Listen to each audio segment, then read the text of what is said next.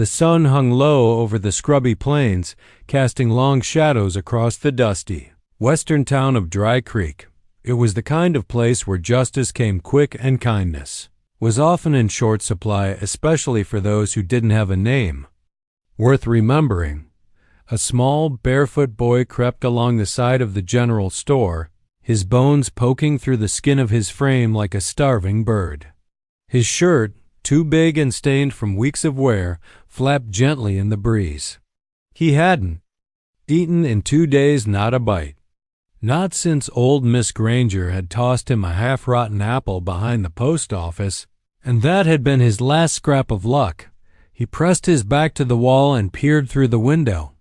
Loaves of bread sat on the counter, steaming from that morning's delivery. His stomach growled so loud he thought it might give him away. The boy didn't have a name, not one he used anymore. Folks in town just called him Rat, Stray, or worse.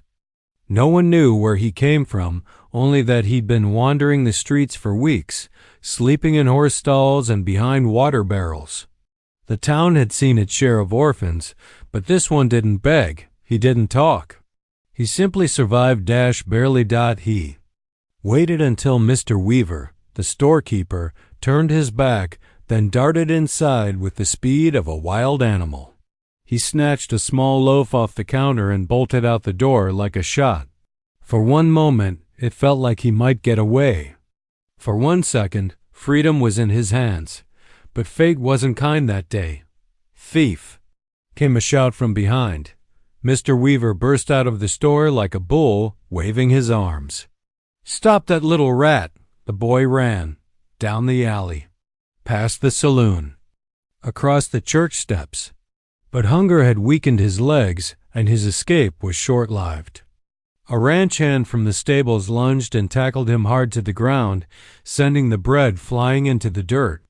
The boy scrambled to his knees, but rough hands grabbed him by the arms and dragged him to his feet. "What's this?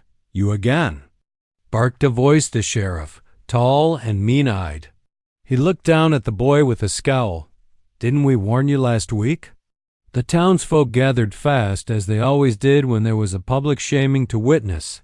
Some chuckled. Others spit on the ground. A few shook their heads, muttering about how kids these days had no manners. Caught red-handed, Mr. Weaver huffed, picking up the bread and brushing it off. "I've had enough of this little animal. Whip him." Someone yelled, "Make him remember what honesty looks like." The sheriff didn't say no. They tied the boy's thin wrist to a hitching post. His knees trembled, not from fear but exhaustion. The rope bit into his skin, and still he didn't cry. He only stared at the ground, silent and sunburned. As the crowd grew louder, a large rancher, half drunk and smelling of sweat and whiskey, stepped forward with a whip in hand. He cracked it once in the air for show. The crowd hooted. "This'll teach you, boy. Maybe next time you'll starve quiet." The boy flinched at the sound but didn't beg. He had no more tears to give, no more hope to waste. This was just how life worked for someone like him. No one cared where he came from or why he was hungry. All they saw was a nuisance, a burden to be punished, not helped. The sheriff crossed his arms, saying nothing. The townspeople fell silent in anticipation. The whip curled in the air, rising, ready to fall. That's when it happened.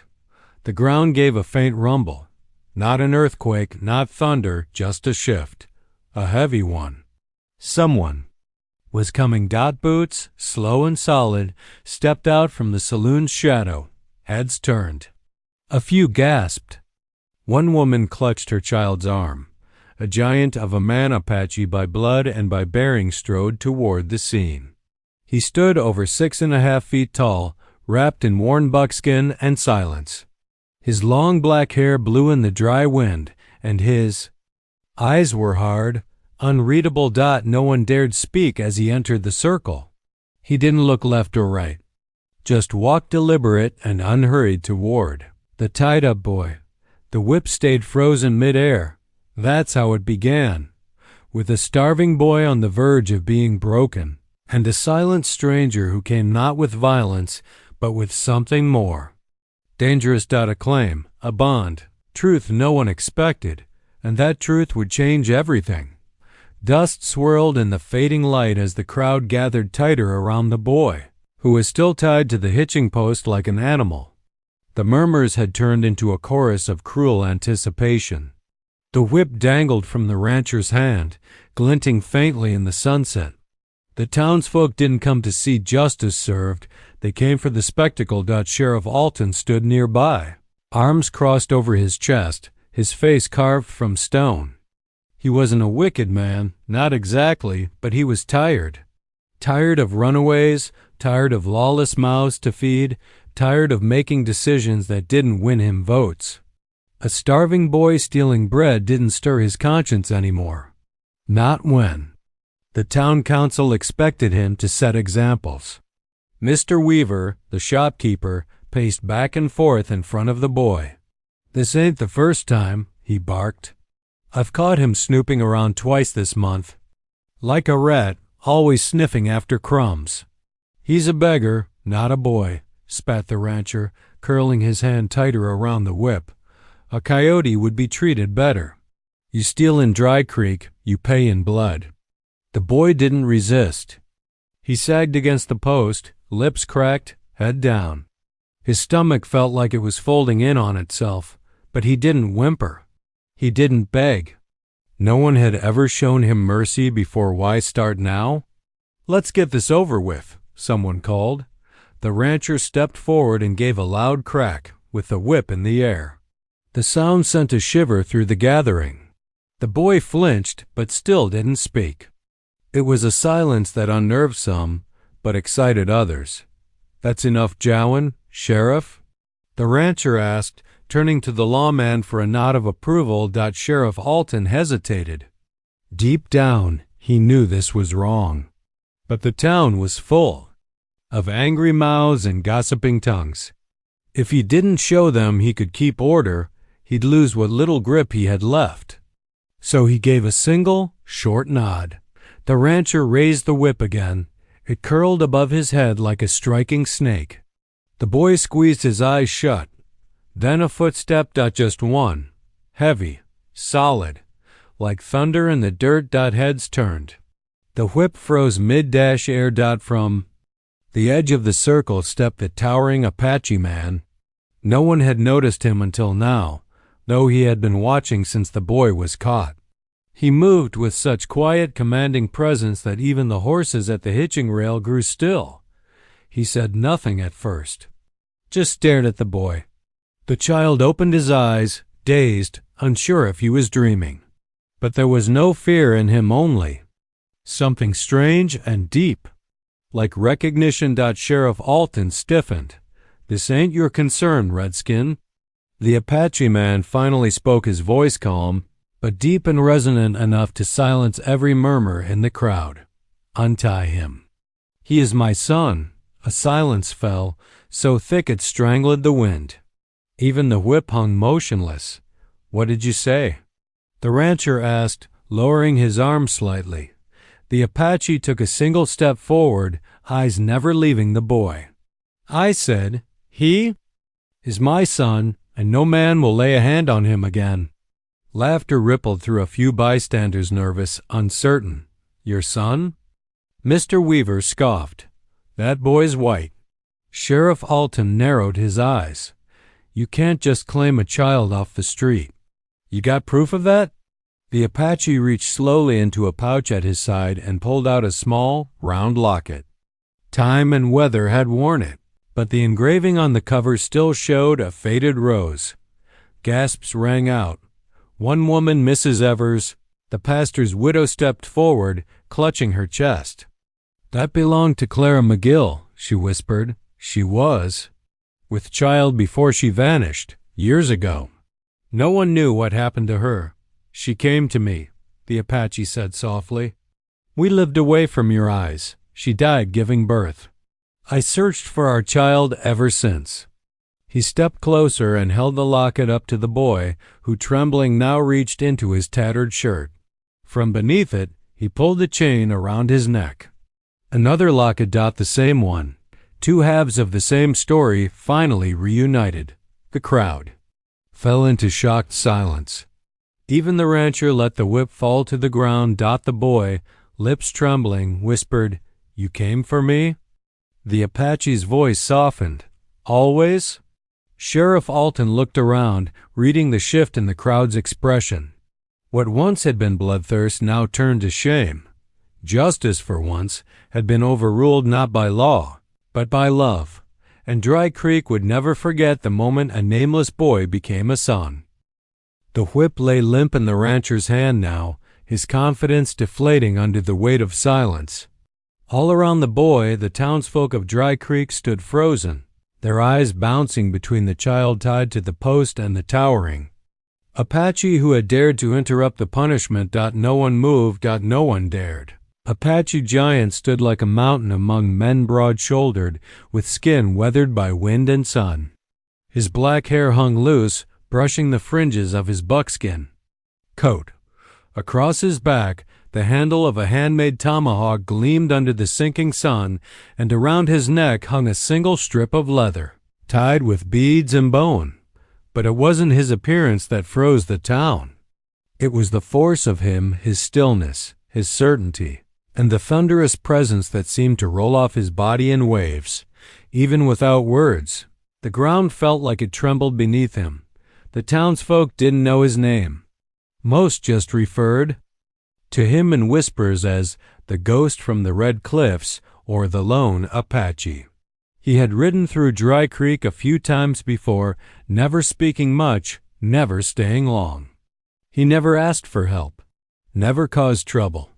But now, here he was walking straight into a crowd of white men, stopping a public punishment without hesitation, claiming a child who looked nothing like him. Sheriff Alton cleared his throat, trying to regain control. "You're making a mistake, friend," he warned, resting his hand on his revolver. "This boy's a thief, has been for weeks." The Apache ignored him completely. Instead, he turned to the boy, who had stopped trembling and now looked up. With wide, unblinking eyes, the giant knelt slowly until his massive frame was level with the child's frail body. He reached forward, his hands gentle, and loosened the coarse rope from the boy's wrists. His fingers were calloused, but his touch was delicate, like he feared the child might shatter. The crowd watched in silence as he cradled the boy's wrists, rubbing gently where the rope had burned his skin. "You are safe now," the Apache said quietly. The boy's lip quivered, but still he didn't cry. He only nodded, as if this moment, this rescue, had always been a distant hope he never dared believe. "You can't just take him," Weaver barked. "You can't walk in here and claim he's yours like some prize from the war." The Apache stood slowly, towering over the storekeeper. His face remained expressionless, but his eyes were sharp like obsidian, cutting through every man present. "I claim what was mine from the beginning," he said. "The boy's blood runs through me." The sheriff took a cautious step forward. "You got proof?" "That locket might be enough to stir emotions, but he knows me," the Apache interrupted, placing a protective hand on the boy's shoulder. "Even if you do not," the boy looked up, his voice hoarse. "He found me. He's my pa." A ripple moved through the crowd. Mrs. Evers, the one who had recognized the locket, stepped forward again, her face pale. "Clara McGill disappeared 9 winters ago," she murmured. "Everyone thought she died running from the shame, but maybe she was just trying to protect the child." From behind the saloon steps a voice rose. "They were in love. I saw them once. She used to meet him near Whispering Rock. Folks talked. That baby, he's theirs." The sheriff's face turned red with discomfort. Authority was slipping from his grasp, and he knew it. He looked at the townsfolk, searching for support, but none came. The Apache gently lifted the boy into his arms, blanket-like poncho trailing from his shoulder and wrapping around the child. He didn't look back at the sheriff or Weaver or the crowd. He had no need to. He had claimed what was his. Not a single man stepped forward to stop him as he walked slowly down the main street. Dust rising around his feet, the boy curled into his chest. The whip lay forgotten in the dirt. The townsfolk parted for them, wordless. Stunned, the ground hadn't really shaken when he arrived, but it might as well have, because nothing in Dry Creek would ever feel quite stable again after that moment. Day a starving thief became a son, and the law of the land bowed quietly to the law of the heart. Every breath in Dry Creek seemed to hold its place. The Apache giant stood like a monument before them all, the frail boy half cradled in his arm. His voice had not risen. His hand had not drawn a weapon. Yet not a soul dared challenge him. The boy looked impossibly small in his arms, ribs pressing through skin, dirt streaked across his cheeks. His thin wrists still bore the red indentations from the rough rope that had bound him to the post. But now, with the man's warm cloak around his shoulders and a firm hand on his back, he finally looked safe. The rancher who had held the whip swallowed hard. The confidence that had fueled his cruelty just moments before had vanished, leaving only shame behind. His fingers slowly uncurled, and the whip fell to the dust with a soft thud. Still, not everyone was ready to let this go. Mr. Weaver stepped forward, his face red. "This is outrageous. That boy is a thief. A liar. You're just using some wild tale to—" Before he could finish, the Apache turned toward him, his dark eyes narrowing. He didn't speak. He didn't need to. Weaver fell silent. Stepping back into the crowd, Sheriff Alton cleared his throat again, the tension in his shoulders making his badge glint sharply in the sunlight. "We can't just let you walk off with him. This is still a town governed by law. We have rules here." The Apache shifted the boy gently in his arms, his voice steady and calm. "I do not need your permission to take back what was mine. I let the boy go once. I will not make that mistake again." Murmurs rippled through the onlookers. "Let him go? Did he say again?" The boy stirred, finally speaking. "I remember him." That silenced everyone. His voice was dry and cracked, but it carried. "When I was little, I remember firelight, horses, a song he used to hum. I thought it was a dream." He looked up into the Apache's face. "But it was real, wasn't it?" The Apache nodded slowly. "Your mother gave you a name in my tongue. Little Hawk, you were taken from me before you could learn it." Tears burned the corners of the boy's eyes, but they didn't fall. Not out of pride, but because he had learned long ago not to waste water on hope. Now, for the first time in his short life, he felt the warmth of something he had only imagined belonging. Mrs. Evers stepped closer, her voice cautious. "Clara, she was always terrified someone would take her baby. She said people would never understand." "She died protecting him," the Apache replied, his voice low. "When she passed, I searched for our son. I followed rumors, found the family she gave him to." His jaw tightened. They had abandoned him on the road, left him to die. Hush fell over the street. People stared at the boy in the Apache's arms like they were seeing him for the first time, not a thief, not a stray, but a living secret carved out of love, grief, and survival. Sheriff Alton rubbed a hand over his face. "You're saying the boy's blood is yours? That he's not just some orphan you found in the dirt?" "I found him," the Apache said, eyes hardening, "because I never stopped looking. There was no more fight left in the crowd. Only quiet discomfort at what they'd almost done, and how quickly they had condemned a child they never tried to understand." The sheriff finally nodded. "Go on then, take him, and may the Lord forgive us all." The Apache nodded once in return. He turned to leave, the boy still held close against his chest. As he walked down the street, the crowd parted slowly. No one spoke. No one moved to stop him, but the moment hung heavy in their minds because this wasn't just about a starving boy anymore. It was about the truth they had refused to see, and the man who had dared to speak it with nothing but a whisper, "Untie my son." The sun was dipping behind the jagged ridges in the distance, casting long, golden shadows over Dry Creek.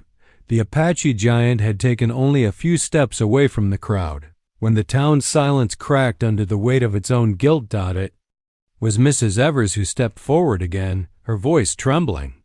"I remember Clara's locket," she said softly, nodding toward the one that now rested against the boy's bony chest. "She wore it every day. Said it had her whole heart in it." The Apache stopped but didn't turn. "She gave that boy her heart," the widow continued. "Even if none of us had the decency to ask why she disappeared."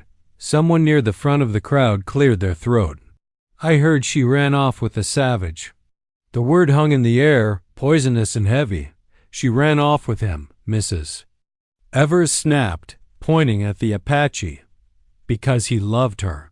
Because we didn't let her live free." That stung. And it should have. The Apache slowly turned now, his eyes scanning the crowd, not with hatred, but with a kind of calm disappointment. A quiet indictment. "I met Clara by the water near Whispering Rock," he said, his voice deep but soft like thunder distant on the plains. "She came alone. She was brave. She had been taught that love was shameful if it crossed a border drawn by skin. But she didn't listen to the voices." The boy clung tighter to him. "We built a life beyond your fences," he continued. "Small, quiet, and happy. She wanted to raise the child among both worlds, but when her time came, there was no midwife. Just me. I held her hand. I sang to her." His voice caught, just barely. "She died before she could name him in your language. But she whispered his name and mine."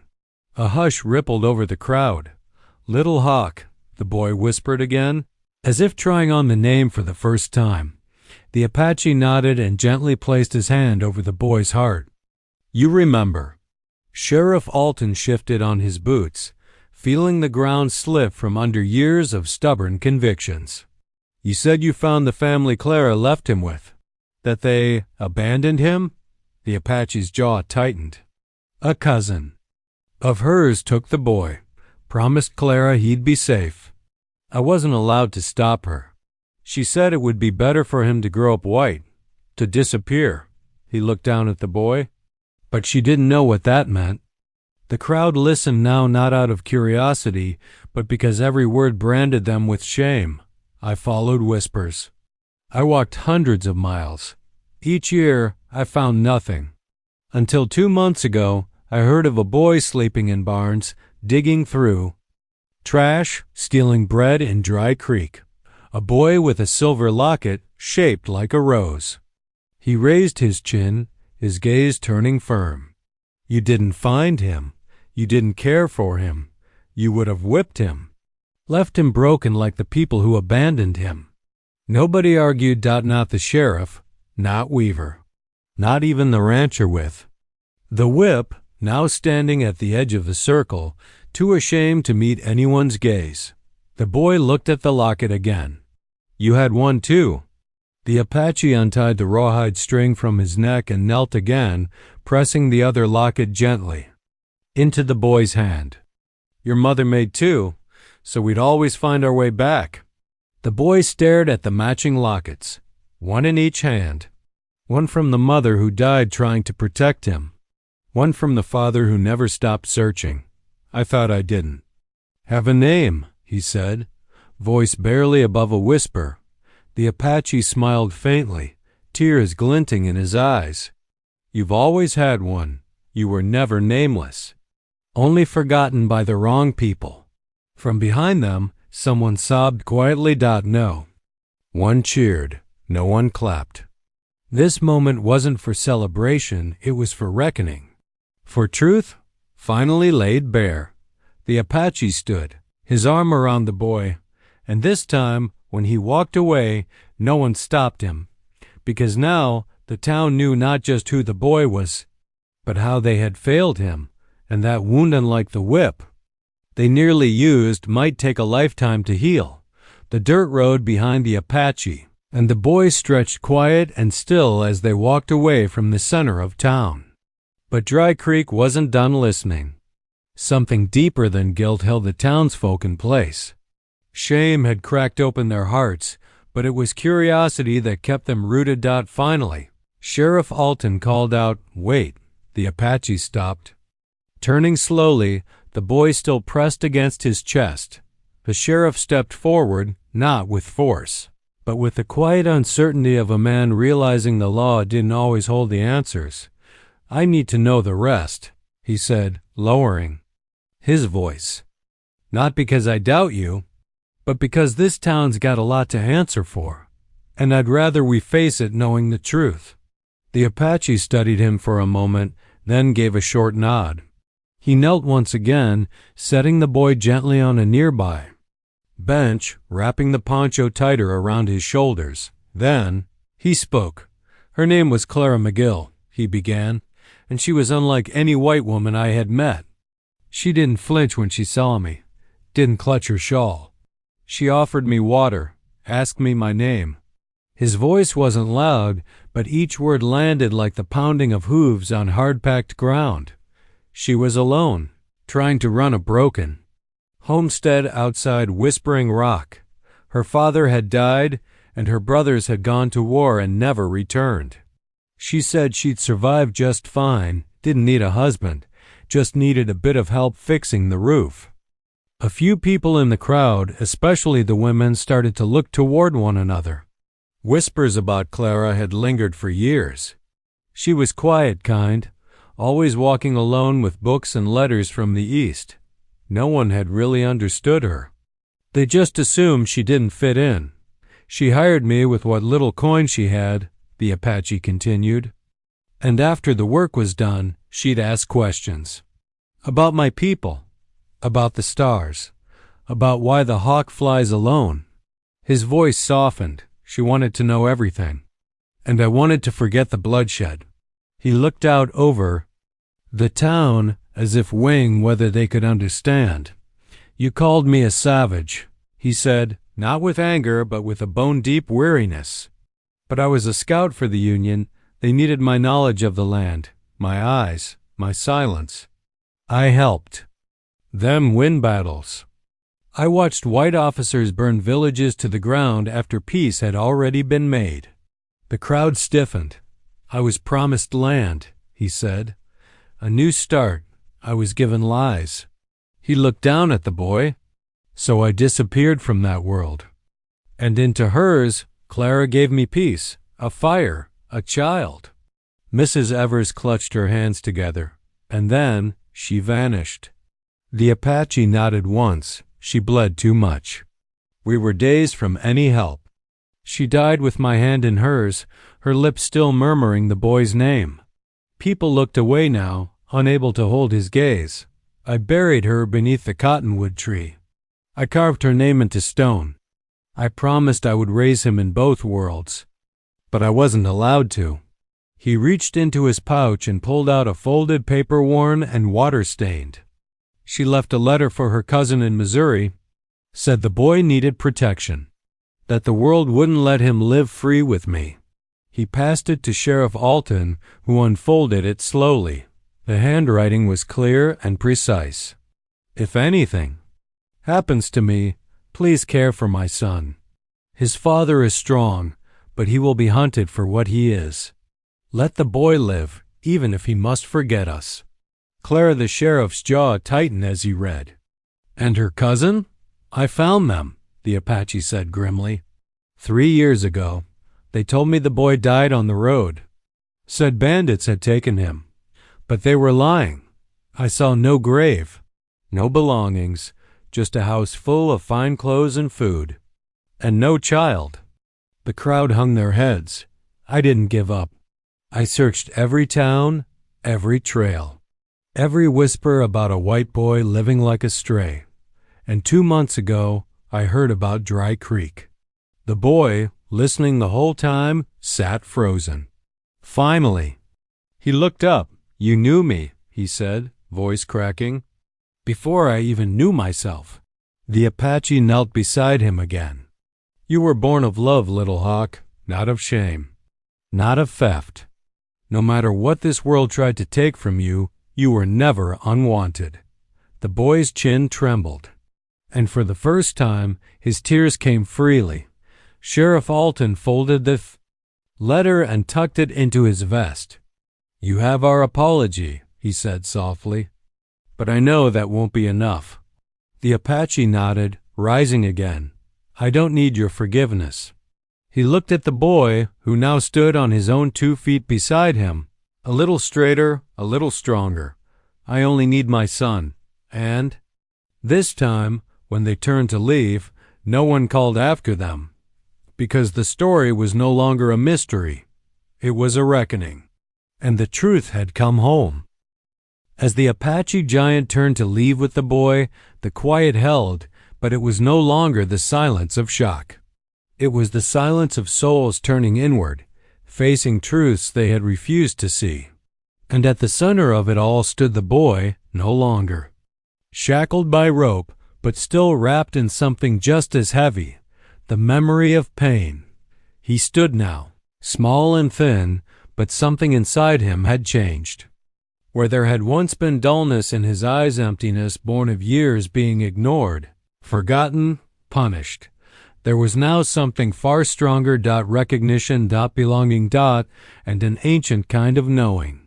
The Apache knelt beside him once more, laying a broad hand on the boy's shoulder. You don't have to speak, he said softly. You've lived in silence long enough. But the boy wanted to speak now. He needed to. He turned to the sheriff, to the townsfolk who had watched him tied and ready to be whipped, and he raised his chin just slightly. I remember him. His voice, though soft, rang clear through the dusty air. I remember firelight, not like a dream, real firelight. He sang to me. My mother rocked me. I remember the sound of her laugh and the beat of a drum. People shifted uncomfortably in the crowd, glancing at each other. Some of them had seen this boy sleeping behind their shops, digging in their trash, trying not to be seen. And they had looked away, told themselves he was just another stray, better forgotten than fed. But now he stood here, declaring something no one could deny truth. I remember hiding, the boy said, his voice faltering. Someone told me not to cry. They said he couldn't come for me anymore. But I waited anyway. He looked up at the Apache, whose eyes glistened under the brim of the evening sky. You came. I never stopped, the Apache said, a low rumble beneath his words. The boy blinked. His gaze scanned the crowd, and then locked eyes with the rancher who had held the whip. That man tried to look away but couldn't. I don't hate you. The boy said simply, that hit harder than a curse, because there was no malice in his voice. Just quiet understanding. A child too used to being harmed to carry hatred anymore. And yet now he had someone who chose him, not for money, not for charity, but for love. He knew who I was before I did, the boy continued. That means something, right? It wasn't a challenge. It was a question. And it pierced through every hardened heart in the square. Sheriff Alton swallowed hard. It means everything, son. For the first time, the sheriff called him son. Not boy, not thief, not stray. And suddenly, the town didn't see a nameless orphan anymore. They saw a child who'd survived against impossible odds. A child whose own blood had crossed mountains and years to find him. The Apache rose to his full height, towering again, but not with threat. With pride, he held out his hand. The boy reached for it, fingers curled into the strong grasp of a man he had never truly known, but had always felt in his bones. As they turned once more to leave, something shifted again. Not just in the townspeople, but in the boy himself. He walked taller now, step by step beside his father, not behind him. His shoulders back, His eyes forward, in those dark, bruised eyes, people no longer saw a problem to be solved or a mouth to be fed. They saw the glint of heritage, of memory, of survival. And that was something no lawman, no whip, no judgment could erase. Mrs. Evers whispered to the woman beside her, "Look at him now. It's like he's someone else entirely." "No," the woman replied, eyes full. "He's who he always was. We just never looked." Behind them, the townspeople began to disperse slower now, heavier, like men and women carrying something they couldn't set down, the weight of who they'd almost let that boy become. But the boy? He had already begun shedding that skin. He was no longer just a stray in the dust. He was Little Hawk, son of Clara and the Apache warrior. And his eyes no longer begged to be seen. They demanded it. The town of Dry Hollow had always been a place of quiet judgments, a place where people spoke softly, nodded politely, and then let silence do their cruelty for them.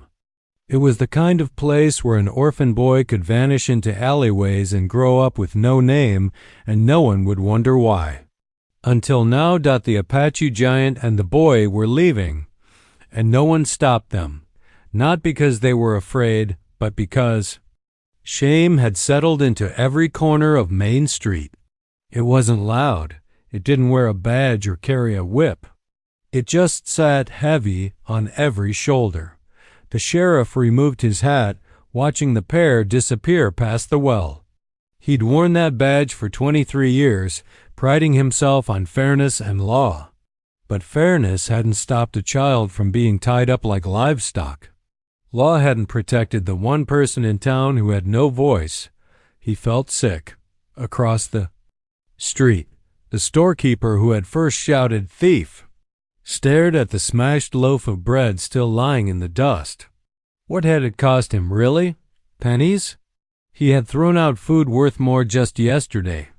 But something in him, fear, pride, hatred, he didn't know, had seen that child as less than human. Now that child had a name, a father, a history, and a town full of people had failed him. Inside the saloon, conversations didn't start again. Cards were left unplayed. Drinks sat untouched. Even the piano man quietly closed his lid. No one could pretend this hadn't happened. From a second-story window, old Widow Baines whispered to herself, "He held that boy like he was gold, and we treated him like dirt." Down below, the schoolteacher, Miss Harriet, clasped her hands together tightly. She had taught the children of Dry Hollow for 8 years. That boy had never once entered her classroom, not because he couldn't, but because no one had ever thought he should. No one had enrolled him. No one had asked why he always lingered outside the windows. She had assumed he was too wild, too dirty, too poor to bother with. But now she realized he had been too alone. The townspeople dispersed slowly. Like a funeral procession, each person peeling away in silence, returning to homes that didn't feel quite the same as they had an hour before, but some remained. A young girl named Ellie, no older than 10, had watched everything from her father's wagon. She clutched a ragged doll and turned to him. "Papa," she whispered, "is that boy really his son?" The father hesitated. "Yes, Ellie, I believe he is." "Then why didn't anybody help him before?" The man swallowed hard. "Because sometimes grown-ups are too proud to do the right thing, even when it's right in front of them." She looked up at him. "Would you have helped me if it was me?" The question cut deep. He pulled her into his arms, but the answer hung in the air. He hadn't helped anyone today. Meanwhile, the boy Little Hawk now sat behind his father on the horse. He clutched the reins tightly, his arms wrapped around the Apache's waist. But he didn't look back. He didn't need to. Everything he'd ever feared was behind him now. He had been claimed not as a burden, not as a pity project, but as a son. The wind brushed against his face as they rode north, carrying the scent of pine and freedom. For the first time in his life, The air didn't taste like dust. It tasted like tomorrow. His father didn't speak, but the warmth of his body, the calm of his breath, and the steady rhythm of the horse's hooves said enough. You're safe now, they seemed to say. You're mine. Back in town, the sheriff gathered the townsfolk who had remained. His voice broke as he spoke. We won't pretend this didn't happen, he said. We nearly whipped a boy who did what he had to do to survive. We turned our backs on a child. And that Apache, man, he showed us what real strength looks like. No one cheered. No one clapped, but they listened, because they had seen it too. They had seen the towering man cradle a boy with more tenderness than most fathers ever showed their sons. They had seen dignity silence cruelty, and they had seen a child, once invisible, rise up in the shadow of a giant and walk free. The town had been shamed, but now, maybe, it had a chance to heal. Night fell gently over the high desert, casting long shadows across the sagebrush and low hills.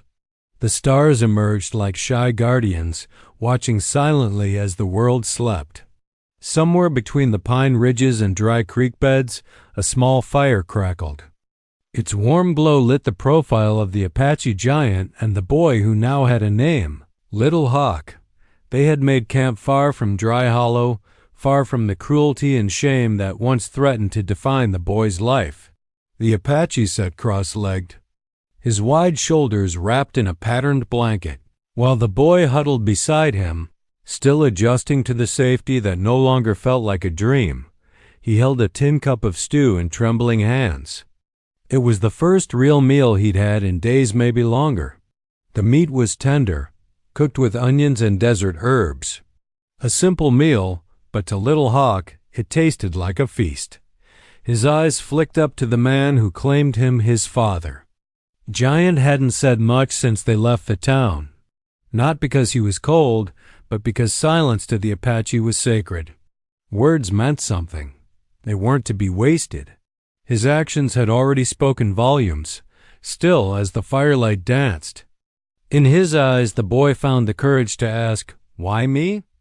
The Apache turned slowly, his eyes kind. "Because you are mine."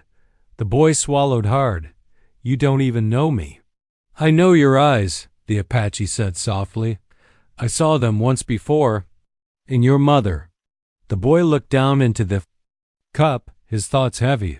"She died before I could remember her." The Apache nodded. "She gave you life. That's memory enough." There was a long pause. Only the crackle of fire and the distant hoot of an owl filled the air. Then the man reached into a small deerskin pouch and drew out a carved bone pendant.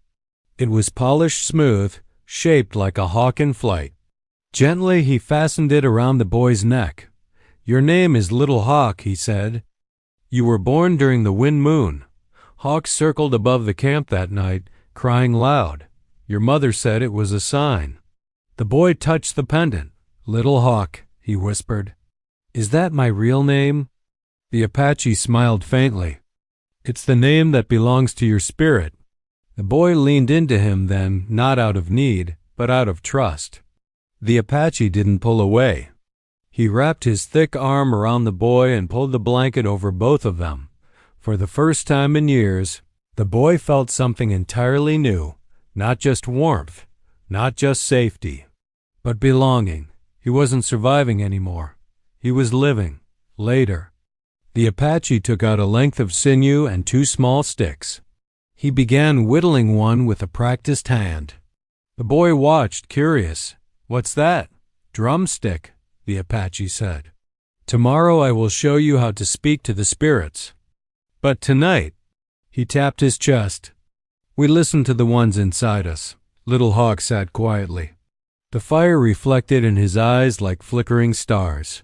He didn't know much about spirits, but something in his chest, something ancient and calm, told him his mother could see him now, and she was no longer worried. As the flames died to embers, Little Hawk curled up against the thick hide bedroll. He yawned, his belly full, his feet warm, the desert wind now a lullaby instead of a threat. "Will you teach me?" he asked, barely above a whisper. The Apache nodded. "Everything." "And will I get strong?" "Stronger than you know." The boy smiled and let his eyes drift shut. Sleep came quickly, without nightmares or hunger gnawing at his gut. Beside him, the Apache stood watch, eyes on the stars, the quiet guardian of a fragile, healing soul. He didn't need to speak his vow aloud, but it was there in every beat of his heart. "This boy is mine, and no one will ever harm him again." Months passed. The sun still rose red over the desert. The coyotes still cried at dusk, but everything had changed for the boy once called a thief. Now, Little Hawk rode beside his father, a towering figure of muscle and quiet strength. The Apache giant was no longer a stranger, no longer just a protector, but a teacher, a guide, and above all, a father. They traveled through canyons and plains, from sacred mountain trails to riverbeds that shimmered under moonlight. The boy no longer flinched at loud voices. He no longer stole scraps to survive. His skin had darkened under the sun, his arms grown stronger with work and training. He could track a mule deer through thick brush, find water in dry land, and hit a target at 30 paces with a handmade bow. But more than any of that, he had peace and a name. Little Hawk Dot, no longer just a child caught between two worlds. He was of both. The Apache blood in his veins ran warm and proud, and the memory of his white mother lived in his quiet kindness. He was not torn between cultures. He belonged to both, and that made him powerful in a way no one could steal.